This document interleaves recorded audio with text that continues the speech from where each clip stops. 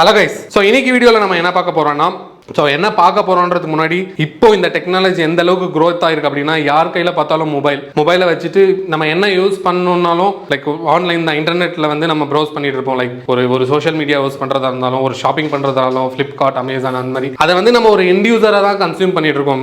அதை நம்ம வந்து எப்படி யூஸ் பண்ணுறோம் அப்படின்றதுக்கு அது like there are two things பேசிக்கலாக ஒரு ஃப்ரண்ட் அண்ட் பேக் அண்ட் அப்படின்ட்டு. ஸோ அந்த பேக் அண்டில் எந்த மாதிரி வேலை நடக்குது, ஒரு பேக் அண்ட் டெவலப்பராக என்னெல்லாம் பண்ணுவாங்க, என்ன தெரிஞ்சுக்கணும் அப்படின்றது தான் இந்த வீடியோவில் நம்ம கம்ப்ளீட்டாக பார்க்க போகிறோம். ஸோ இந்த வீடியோ வந்து நீங்கள் ஒரு பேக் அண்ட் டெவலப்பராக நான் ஆகணும், ஸோ எனக்கு என்னெல்லாம் தெரிஞ்சுக்கணும் அப்படின்னு உங்களுக்கு இன்ட்ரெஸ்ட் இருக்குன்னா இந்த வீடியோவை ஸ்கிப் பண்ணாமல் லாஸ்ட் வரைக்கும் பாருங்க. Let's dive into the video. நீங்கள் இப்போ தான் நம்ம சேனலில் பார்க்குறீங்கன்னா மறக்காம சப்ஸ்கிரைப் பண்ணிக்கோங்க. So that is going to add lot of value for நிறைய ஐடி கம்பெனி பற்றி நிறைய இன்ஃபர்மேஷன் சொல்கிறோம். Different roles in IT companies, அதுக்கப்புறம் ஒரு இன்டர்வியூக்கு எப்படி ப்ரிப்பேர் பண்ணணும், ஒரு ஃப்ரெஷராகவோ ஒரு எக்ஸ்பீரியன்ஸ்டாவோ பர்ஃபார்மன்ஸ் சர்ப்ரைஸில் எப்படி நடக்கும், இந்த மாதிரி ஐடி கம்பெனியை பற்றி நிறைய விஷயமும் மோட்டிவேஷனல் வீடியோவும் லைக் செல்ஃப் இம்ப்ரூவ்மெண்ட் வீடியோஸும் நிறைய நாங்கள் பண்ணிட்டு இருக்கோம். ஸோ நிறைய வேல்யூபிளாக இருக்கும். மறக்காம சப்ஸ்கிரைப் பண்ணிக்கோங்க. அப்படியே நம்ம இன்ஸ்டாவும் ஃபாலோ பண்ணிக்கோங்க. ரெகுலராக அதில் ரீல்ஸ் போட்டுருக்கோம். நம்ம ஆக்சுவலாக ஒரு பேக் அண்ட் டெவலப்பரை பற்றி தெரிஞ்சுக்கிறதுக்கு முன்னாடி ஹை லெவலாக ரொம்ப டெக்னிக்கலாக இல்லாமல் ஹை லெவலாக எப்படி ஒரு இன்டர்நெட் ஒர்க் ஆகுது அப்படின்றது நம்ம பார்ப்போம். ஃபார் எக்ஸாம்பிள் நீங்கள் ஒரு ஏதோ ஷாப்பிங் பண்ணுறீங்க, ஒரு அமேசான் இ-காமர்ஸ் வெப்சைட்டை யூஸ் பண்ணுறீங்க. ஸோ அதை யூஸ் பண்ணும்போது உங்களுக்கு என்னன்னா அந்த ஃபோட்டோஸ்லாம் உங்களுக்கு ஃப்ரண்ட்டில் டிஸ்பிளே ஆகும். நீங்கள் ப்ரௌஸ் பண்ணி டிஃப்ரெண்ட் ஃபோட்டோஸ் பார்க்கலாம். அதில் வீடியோ கூட இருக்கும், அதோட ப்ரைஸ், அதோட டிஸ்கிரிப்ஷன் எல்லாமே வந்து அதில் இருக்கும். அதை பார்த்தே வந்து நீங்கள் டிசிஷன் எடுத்துக்கலாம். ஸோ இதை நான் வாங்க போகிறேன்னா வேணாவா அப்படின்ட்டு. ஸோ அது எல்லாமே வந்து ஒரு ஃப்ரண்ட் எண்ட். ஆனால் நீங்கள் வந்து ஒரு ரெக்வஸ்ட் கொடுக்குறீங்க, போய் ஒரு யூஆர்எல் கிளிக் பண்ணும்போது போய் அத்தனை இன்ஃபர்மேஷனும் எடுத்துட்டு வந்து உங்களுக்கு ஃப்ரண்ட்ல காட்டுது இல்லையா? ஸோ அது எப்படி நடக்குது? It's and technology. There is lot of networking. உங்களுக்கு இதில் நம்ம தெரிஞ்சுக்கணும். ஆக்சுவலாக தெரிஞ்சுக்கணும்னா அவ்வளோ டெக்னிக்கலாக போக தேவையில்லை. நான் ஐபி இன்டர்நெட் ப்ரோட்டோக்காலை பற்றி தெரிஞ்சிருக்கணும், டிசிபி, இந்த மாதிரி நிறைய நெட்வொர்க்கிங் டெக்னாலஜிஸ். ஸோ அதெல்லாம் நமக்கு தேவையில்லை. ஸோ அந்த டேட்டாலாம் அதெல்லாம் ஒரு டேட்டா தான். ஸோ அதெல்லாம் வந்து எங்கேயோ ஒரு இடத்துல பின்னாடி ஸ்டோர் ஆயிருக்கு. அதை நம்ம ரெக்வஸ்ட் பண்ண உடனே அந்த இன்ஃபர்மேஷன் எல்லாம் நமக்கு ரெட்ரீவ் பண்ணிட்டு எடுத்துட்டு வந்து ஃப்ரண்ட்ல ஸ்கிரீன்ல காட்டுறாங்க. ஸோ அந்த பின்னாடி அவ்வளோ டேட்டாவும் எடுத்துட்டு போய் மேனேஜ் பண்ணி வச்சு நம்ம யார் என்ன கேட்குறாங்களோ அதை எடுத்துட்டு வந்து காட்டணும். ஸோ இந்த பின்னாடி பேக் எண்ட்ல மொத்த டேட்டாவையும் மேனேஜ் பண்ணுறதும் அதை ஆர்கனைஸ் பண்ணுறதும், ஸோ அதை மறுபடியும் ஒரு ஃப்ரண்ட் எண்டுக்கு அனுப்பி அதை லைக் டிஸ்பிளேல காட்டுறது, இந்த மாதிரி பின்னாடி இருக்கிற எல்லா ஒரு விஷயமும் வந்து தான் இந்த பேக் எண்ட் டெவலப்பரோட ரெஸ்பான்சிபிலிட்டி பேசிக்கலாம். ஸோ இந்த வீடியோவில் நம்ம என்ன பார்க்கலாம்னா என்னென்ன ஸ்கில்ஸ் இருந்தால் நம்ம ஒரு பேக் எண்ட் டெவலப்பர் ஆகலாம் அப்படின்றத இந்த வீடியோவில் பார்க்கலாம். நம்ம பேக் எண்ட் டெவலப்பர் ஸ்கில்ஸ் வரதுக்கு முன்னாடி சில ஃப்ரண்ட் எண்ட் டெவலப்பரோட ஸ்கில்ஸும் நமக்கு தெரிஞ்சிருந்துச்சுன்னா ரொம்பவே நல்லா இருக்கும். ஸோ அந்த மாதிரி விஷயத்தில் நமக்கு என்னென்னலாம் தெரிஞ்சிருக்கணும் அப்படின்னு எதிர்பார்ப்பாங்க அப்படின்னு பார்த்தீங்கன்னா ஃபர்ஸ்ட் வந்து நமக்கு HTML தெரிஞ்சிருக்கணும். HTMLனா ஜஸ்ட் ஒரு வெப்சைட்டை டிசைட் பண்ணுறதுக்கு அந்த ஒரு ஸ்கிரீன் லாங்குவேஜ் மாதிரி யூஸ் பண்ணுவாங்க. அது இந்த அளவுக்கு இருக்கணும் ஸ்க்ரீனு, இங்கே இந்த டெக்ஸ்ட் வரணும், இந்த இது வரணும் அப்படின்றது. ஸோ HTML தெரிஞ்சுக்கிட்டா இதெல்லாம் வந்து பேசிக்கலாக ஒரு ஃப்ரண்ட் எண்ட் கூடிய நாலேஜ். ஆனால் நீங்கள் ஒரு பேக் எண்ட் டெவலப்பர் ஆனால் இதெல்லாம் தெரிஞ்சுக்கிட்டாலும் நல்லா இருக்கும். CSS. ஸோ இது வந்து என்னன்னா லைக் டெக்கரேட்டிவ் மாதிரி ஒரு வெப்சைட் டிசைன் பண்ணுறாங்கன்னா ஒரு கேஸ்கேடிங்காக ஒரு ஸ்டைல்ஸ் கொண்டு வர்றது, ஒரு டிஃப்ரெண்ட்டாக லுக் கொண்டு வரது தான் ஒரு வெப்சைட்டுக்கு CSS. அதுக்கப்புறம் வந்து ஜாவா ஸ்கிரிப்டிங் கற்றுக்கலாம். ஜாவா ஸ்கிரிப்டிங்னா பேசிக்கலாக நிறைய வேலிடேஷன்ஸ்க்காக ஃப்ரண்ட் எண்டில் யூஸ் பண்ணுவாங்க. ஸோ இந்த மாதிரி இந்த 3 லாங்குவேஜும் நீங்கள் தெரிஞ்சுக்கிட்டீங்கன்னா ஆன் அன் ஹை லெவல் இதெல்லாம் வந்து ஒரு ஃப்ரண்ட் எண்டோட நாலேஜ் இருந்தாலும் நீங்கள் பேக் எண்ட் டெவலப்பர் ஆனா இதெல்லாம் தெரிஞ்சுக்கிட்டா நல்லா இருக்கும். ஒரு பேக் எண்ட் டெவலப்பர்னா யாரு? இதை ஒரு சிம்பிள் டேர்ம்ஸ்ல டிஃபைன் பண்ணணும்னா engineer or profession. So who deals with server, database, அதுக்கப்புறம் API. ஸோ இந்த மாதிரி விஷயத்துல எல்லாம் ஹேண்டில் பண்ணி ஒர்க் பண்ணி அந்த டேட்டாவை கம்ப்ளீட்டா மேனேஜ் பண்ணி ஃப்ரண்ட்ல கொடுத்து அவங்களுக்கு ஒரு ஃப்ரண்ட் எண்ட் யூசருக்கு, ஒரு எண்ட் யூசருக்கு டிஸ்பிளே பண்ற அளவுக்கு இந்த பேக் எண்ட்ல எல்லா விஷயத்தையும் மேனேஜ் பண்றது தான் ஒரு பேக் எண்ட் டெவலப்பரோட ஒர்க். ஸோ என்னென்ன ஸ்கில்ஸ் தேவை அப்படின்றது நான் ஒரு 5 to 6 ஸ்கில்ஸ் நான் இந்த வீடியோல சொல்றேன். ஸோ ஜஸ்ட் ஃபாலோ பண்ணிக்கோங்க. இந்த வீடியோ வந்து ரொம்ப டெக்னிக்கலா இருக்காது, என்ன தேவைன்றது மட்டும் சொல்றேன். ஸோ ஃபர்ஸ்டா வந்து knowledge on web servers. So இந்த வெப் சர்வர்ஸ் தான் வந்து நமக்கு ஜஸ்ட் சொல்ல போனால் HTTPன்னு சொல்லுவோம், ஹைப்பர் ட்ரான்ஸ்ஃபர் ப்ரோட்டோகால் அப்படின்றது வந்து நீங்கள் ஏதாச்சும் ஒரு URL கிளிக் பண்ணுறீங்கன்னு வச்சுக்கோங்களேன், ஒரு கூகுள் குரோமோ இல்லை ஏதோ ஒரு இன்டர்நெட் எக்ஸ்ப்ளோரரோ ஓப்பன் பண்ணி பார்த்தா HTTP அப்படின்னு அந்த வரும் அந்த URL முன்னாடி. ஸோ அதுதான் வந்து ஒரு விஷயம் நம்ம ரெக்வஸ்ட் பண்ணுறத, ஒரு யூசர் ரெக்வஸ்ட் பண்ணுறத இட்ஸ் கோயிங் டு ப்ராசஸ், அதாவது சர்வர் சைடு போய் அதை ப்ராசஸ் பண்ணி அதுலேருந்து ரெஸ்பான்ஸ் எடுத்துகிட்டு வரும். ஸோ அதனால நமக்கு வந்து ஒரு அளவுக்கு வந்து வெப் சர்வர்ஸை பற்றி நாலேஜ் நமக்கு தேவைப்படும். HTTP பற்றிலாம் கொஞ்சம் நம்ம தெரிஞ்சுக்கணும். So this is the first thing.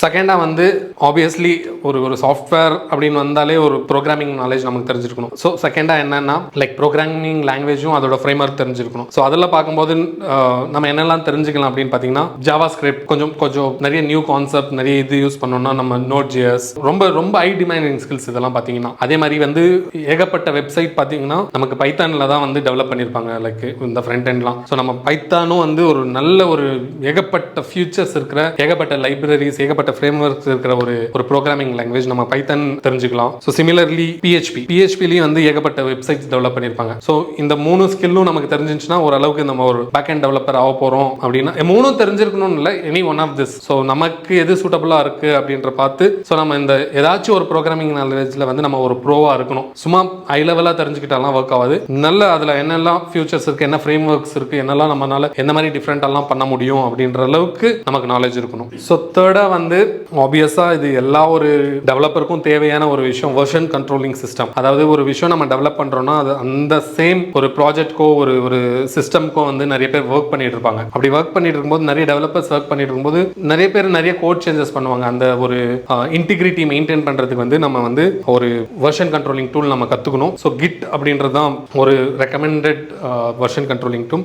அதில் வந்து நீங்க ப்ரீவியஸா அது 4 நாளைக்கு முன்னாடி ஒர்க் பண்ண கோட் என்ன இப்போ என்ன அந்த ஒரு டிஃபரன்ஷியேட் வேற டெவலப்பர் ஒர்க் பண்ணும்போது அந்த கோட் இன்டிகிரிட்டி மெயின்டைன் பண்ணும் ஆக்சுவலா. ஸோ நீங்க கண்டிப்பா ஒரு வெர்ஷன் கண்ட்ரோலிங் டூல் நீங்க தெரிஞ்சிருக்கணும். So that is one. So ஃபோர்த்தா பாத்தீங்கன்னா you should have knowledge on web securities. ரொம்ப ரொம்ப குரூஷியலான ஒரு விஷயம் இது. என்னன்னா நீங்க எடுத்துக்கோங்களேன், நீங்க எங்கேயோ ஒரு இடத்துல உட்காந்து நீங்க உங்களோட பர்சனல் இன்ஃபர்மேஷன்லாம் நீங்க பாஸ் பண்றீங்க. ஃபார் எக்ஸாம்பிள் ஏதாச்சும் நீங்க ஒரு அமேசான் இ-காமர்ஸ் வெப்சைட்ல ஒரு பர்ச்சேஸ் பண்ணும்போது நீங்க ஆப்வியஸா உங்க பேங்க் டீடைல்ஸோ உங்க கிரெடிட் கார்டு டீடைல்ஸோ நீங்க கண்டிப்பா கொடுத்தா அந்த இன்ஃபர்மேஷன் எடுத்துட்டு போய் சர்வர் சைட்ல ப்ராசஸ் ஆகும். ஸோ அந்த செக்யூரிட்டி மெயின்டைன் பண்ணணும். அதை வந்து அது யாரையும் வந்து லைக் சைபர் அட்டாக் பண்ணி அதை வந்து யாரும் திருடக்கூடாது. அந்த டேட்டா உங்களோட பர்சனல் கிரெடிட் இன்ஃபர்மேஷனையும் பேங்க் இன்ஃபர்மேஷனையும் யாரும் திருடாம இருக்கிறதுக்கு ஆஸ் அ டெவலப்பர் ரெஸ்பான்சிபிளா வந்து அதை செக்யூர்டா எப்படி நம்ம ட்ரான்ஸ்ஃபர் பண்ண முடியும், இங்கிருந்து அங்கே போகணுன்ற செக்யூரிட்டி டேர்ம்ஸ்லாம் நம்ம தெரிஞ்சுக்கணும். அந்த டேட்டாவை பாஸ் பண்ணும்போது அந்த என்கிரிப்ஷன் ஆகட்டும், மாஸ்கிங் ஆகட்டும், நிறைய விஷயம் இருக்கு. ஸோ இந்த மாதிரி செக்யூரிட்டி டேர்ம்ஸ்லாம் நம்ம கண்டிப்பாக தெரிஞ்சுட்டு எப்படி ஒரு விஷயத்தை வந்து செக்யூரா ஹேண்டில் பண்ணணும். பர்சனல் இன்ஃபர்மேஷன்ஸ் பேசிக்கா பேங்கிங் இன்ஃபர்மேஷனோ இல்லை பர்சனல் இன்ஃபர்மேஷனோ அப்படின்ற